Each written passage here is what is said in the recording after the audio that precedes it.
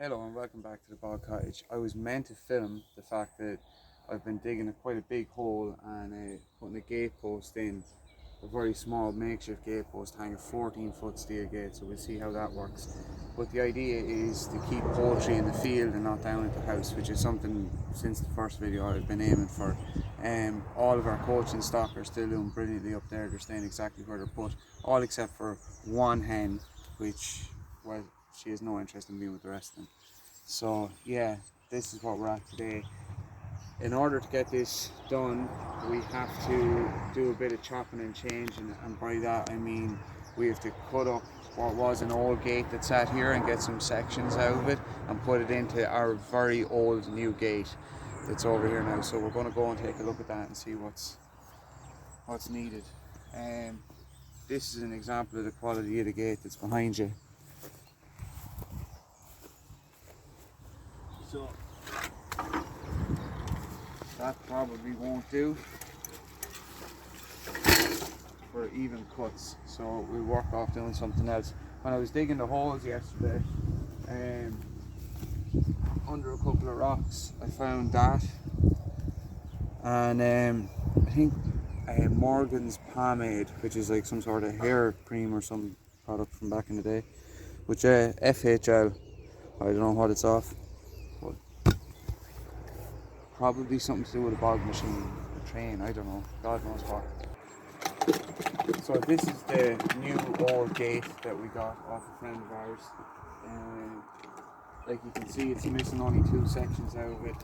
The bottom bar actually isn't rusted through yet, so we'll sand it back and treat it and hopefully get another couple of years out of it.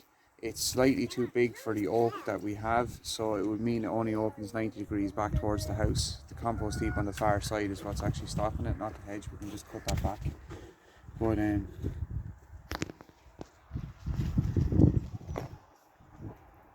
really, anyway, we can cut the hedge back, but we can't move the compost heap to the end of the season or the next time I'm turning it, so that's when it will become 180 degree swinging gauge.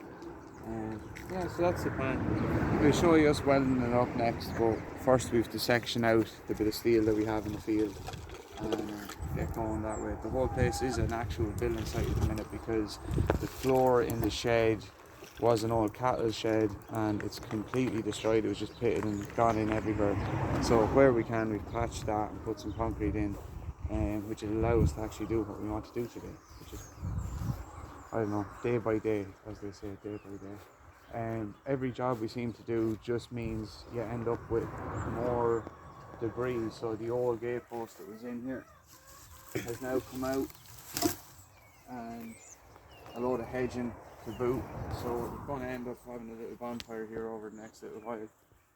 We had some timbers and bedding from a coop that had mites in it.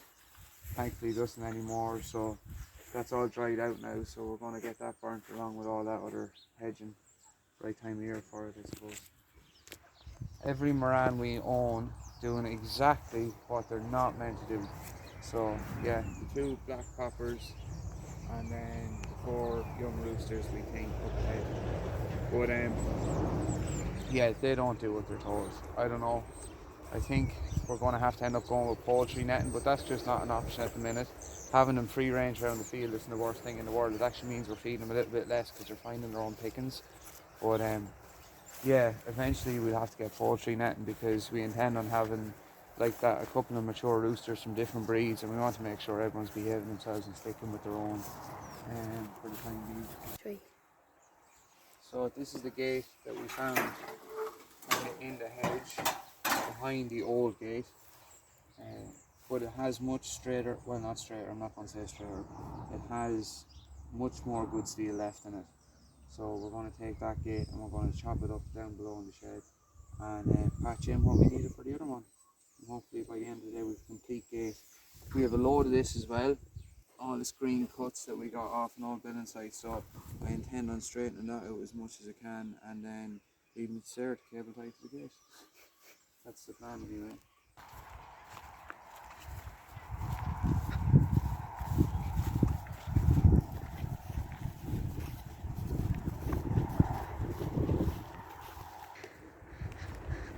So what we can do now is see what we need to put.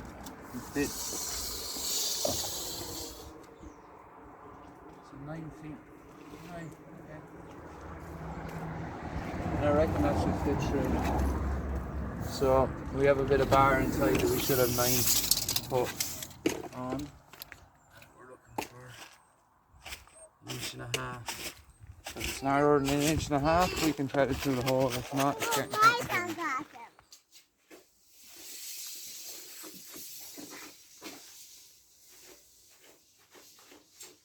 Sweet. Here's 9 foot. You just have to go off a little bit further back. So, that's moving out 1.5 inches. It's 1.5 inches. It's just under 1.5 inches. I'm not going to say it's going to work out, but it might work out. We'll see. Right. I don't think we can see shit through these things now. Boy, no power.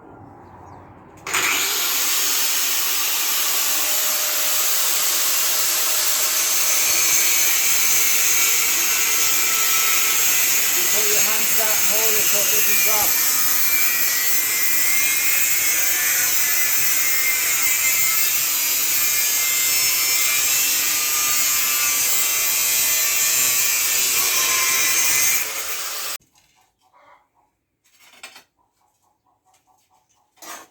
Sweet.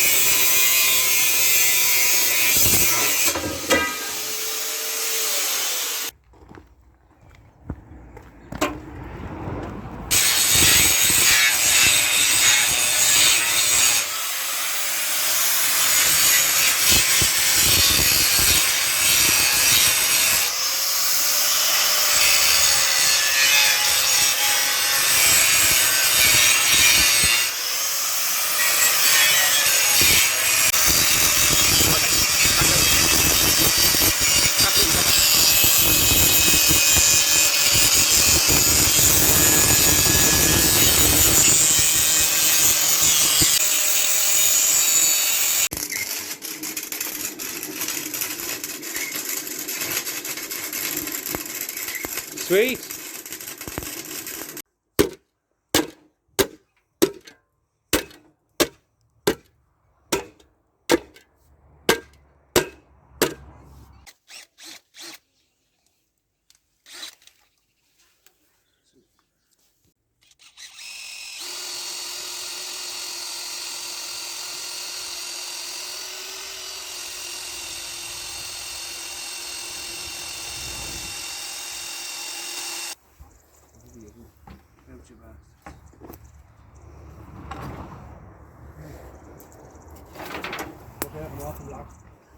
Right, I think you need to go back on your block. Yeah, I think so.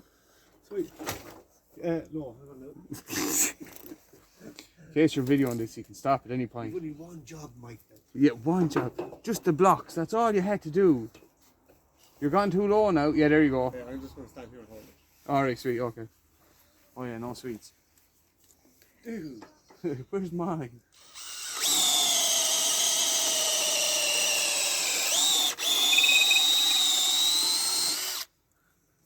Bolt. Use that crowbar. Thank you.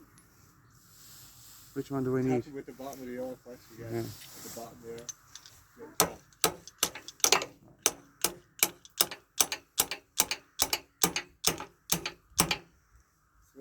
Sweet. Sweet.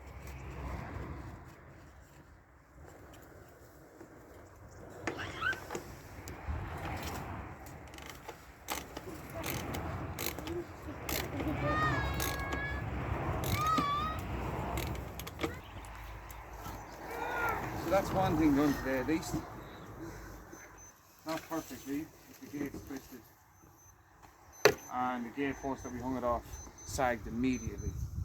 But it'll do for a little while.